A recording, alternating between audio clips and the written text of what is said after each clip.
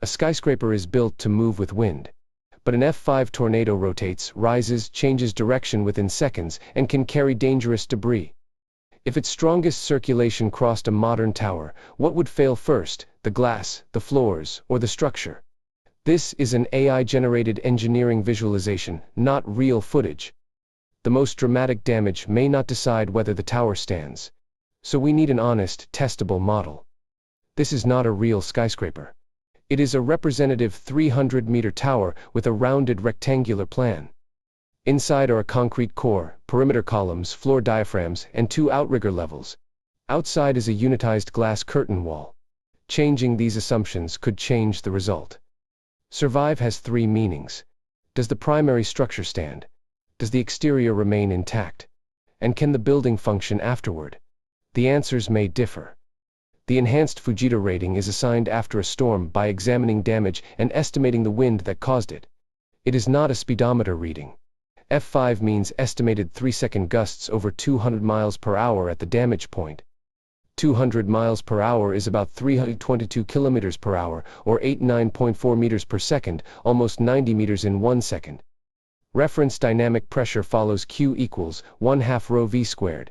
If speed doubles, dynamic pressure becomes about 4 times larger before shape and pressure coefficients are applied. Standard sea level air density gives roughly 4.9 kilopascals at 200 miles per hour. That is not each panel's exact pressure. Height, shape, flow direction, and internal pressure still matter. A tornado is not one strong, steady breeze. NIST notes intense wind near the ground, rapid direction changes, upward flow, and atmospheric pressure change. Wind may load one face, rotate around a corner, then load another while the tower still responds to the previous direction. Force alone is not the whole problem. Where the force acts, how quickly it moves, and which connection sees peak demand also matter. So what probably fails first? Probably not the concrete core. The building envelope is more likely. A curtain wall handles regional wind, water, and movement, but an extreme tornado adds wind-borne debris. One impact can fracture a panel or damage its anchors. Projectile, speed, glass buildup, and connections decide the outcome. This visual shows a mechanism, not a universal prediction. Once an opening forms, wind can pressurize the interior. Other panels, doors, ceilings, and roof zones receive new forces. The load case has changed. Rain and debris can enter. Ceilings, ducts, power, lifts, and water protection may fail. The tower can stand, while critical services are lost. Broken glass looks dramatic, but the curtain wall is not usually the primary structural system.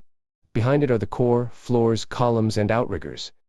The core acts like a vertical spine. The tower can sway without collapsing. What matters is whether members and connections still have enough capacity.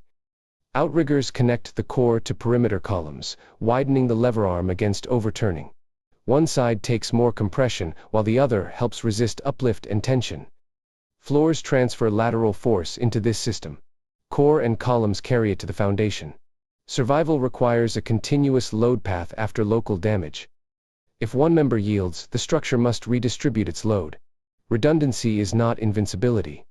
Changing loads, exposed floors, or damaged connections could still trigger progressive failure.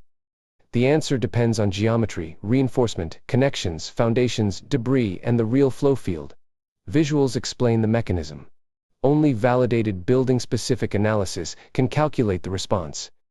Assess 7-22 introduced the first general United States chapter dedicated to tornado loads, treating tornado demand separately from straight-line wind. ASC says this chapter generally covers about F2 intensity or lower, depending on location and other factors. It does not design ordinary buildings for F4 or F5. Code compliance is not F5 proofing. So, can it survive? Exterior intact, very unlikely. Operational afterward, almost certainly no. Primary frame standing, possible, but impossible to promise without a building-specific model. The defensible verdict is amber. The facade probably fails first. A robust frame might prevent total collapse, but ordinary design rules do not guarantee it. The weak point is not necessarily height. It is the boundary between outside and inside. Once it opens, the load changes. Survival is often decided by the first component that lets force find a new path. Next, can a floating wind turbine survive a 30-meter rogue wave?